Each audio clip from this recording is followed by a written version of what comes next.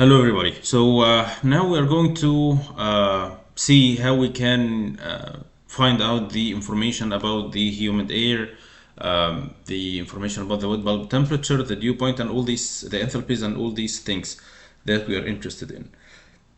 So what we use to find this information, the chart that we see here, we call it the psychrometric chart. And as you see, this is the caption of the chart. It says the psychrometric chart in SI units. And it says that this is the psychrometric chart, or the humidity chart. It's another name.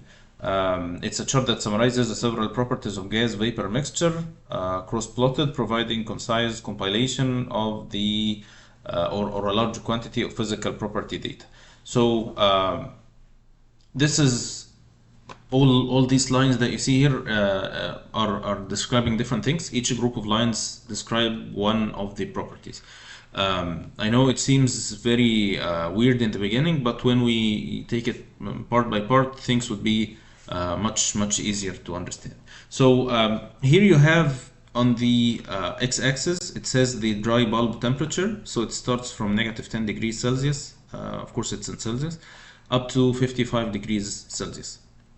Okay, so I'm not sure if it's clear here, but this scale ends with 55.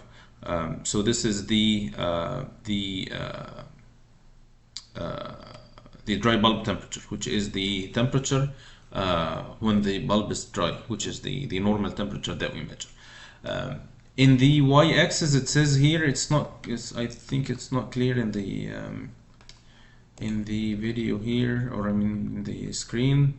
Yeah, it says moisture content in kilogram per kilogram dry air. This is the term that we defined in the previous video.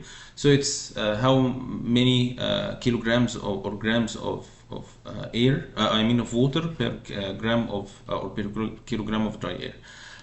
So it starts from 0 up to 0.033, which is this value here. So these are the two information for the x-axis and y-axis.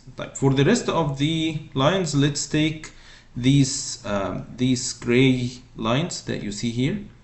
Okay, these lines, it says here 10%, and I hope it's clear.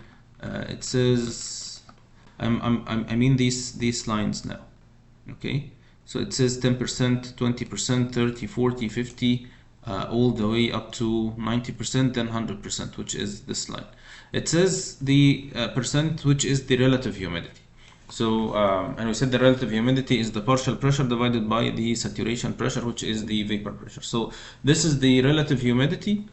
Each one of these lines represent one value of the relative humidity, between 10% all the way up to 100%, which is, it says here wet bulb or saturation temperature. So the saturation temperature, it's when it's saturated.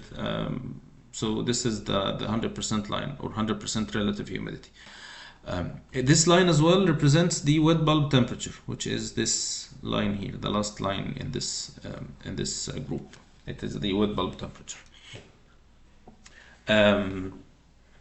So these are this group of lines. So we defined the horizontal lines, the vertical lines, the temperature, the dry bulb temperature, and the moisture content. We described the relative humidity. We still have these darker gray lines, which, or let's keep this to the end. We have here, so we have here the enthalpy. It starts, which are these 45 lines, which are these lines here. The scale starts from negative 10 to 10, and then continues from 10 to 25, continues from 25 to 40, and so on all the way until 145. So this is the enthalpy at saturation, and this is important. This is enthalpy of saturated air. It means that when the moisture content, or the relative humidity is 100%. So this is the enthalpy when the relative humidity is 100%. It's kilojoules per kilojoules of dry air. And then it is these tilted lines, or inclined lines. So each one of them represents one of the enthalpies, one of the enthalpies with these units that we see here. And again, we said that this is the wet bulb temperature. So the wet bulb temperature, it has values from, so the wet bulb temperature shares the same lines of the enthalpy. So this line is a line that represents the wet bulb temperature and the enthalpy. If you are measuring the wet bulb temperature, you are reading from here, which is going to be the temperature from the bottom, or according to this scale. Or and if you're interested in measuring the enthalpy, you will measure it from this scale. And you would see these lines here, they don't align well with the enthalpy tick marks. They align well with the temperature tick marks. So this is 30, this is 25, we have 4 lines in between, this is 20, so it's 21, 22, 23, 24, and then 25, then 26, 7, 8, 9, and then 30, and so on. So these lines are originally for the wet bulb temperature, but they can be used for the enthalpy at saturation. So this is the enthalpy. There is one last thing here, which are these lines tilted here. It says here the humid volume in meter cubes per kilogram dry air. It has a value from 0.75, 0.8, 0.85, 0.9. So this is like the specific volume, but this is meter cubes per kilogram of dry air. This is the total volume over the mass of dry air. There is one last thing that we need to cover. So we covered everything except one last thing, which is this group of lines, which are these lines that go like this. So each one of these lines, it says here the enthalpy deviation in kilograms per kilogram dry air. By deviation, we mean that the enthalpy that we measure is the enthalpy as it says at saturation. Okay, so for instance, if I'm measuring the enthalpy for air that is 60% saturated, relative humidity is 60%, 50%. So the value that I'm getting here is not going to be correct. So we have here this enthalpy deviation. So we add this number to the enthalpy that we read from here to get the actual enthalpy at the humidity that we are measuring.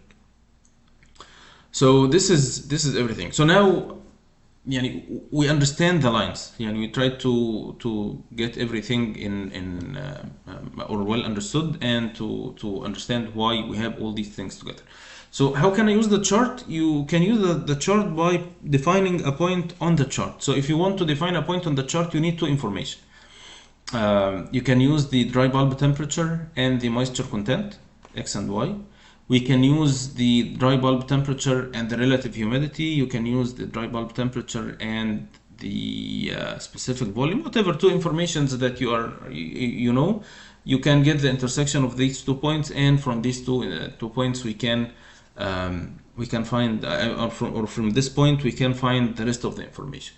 There is just one nice note here that I want to mention. First, this note, first we said before that this last line here is the line that represents the wet bulb temperature, and this temperature here represents the dry bulb temperature.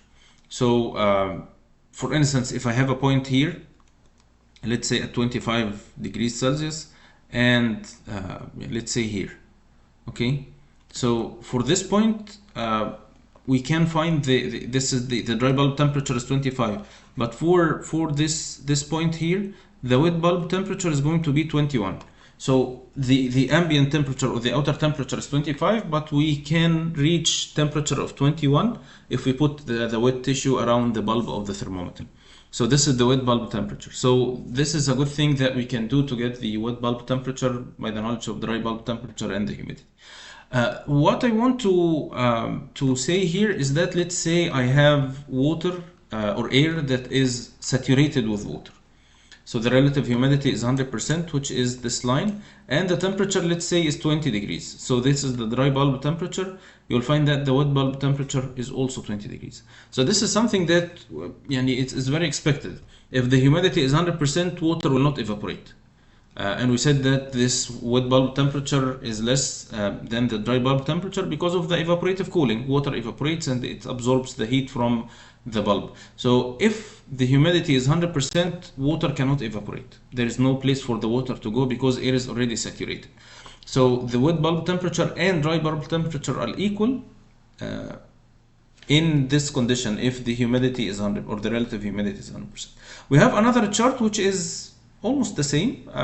It has everything the same, but this is in US units.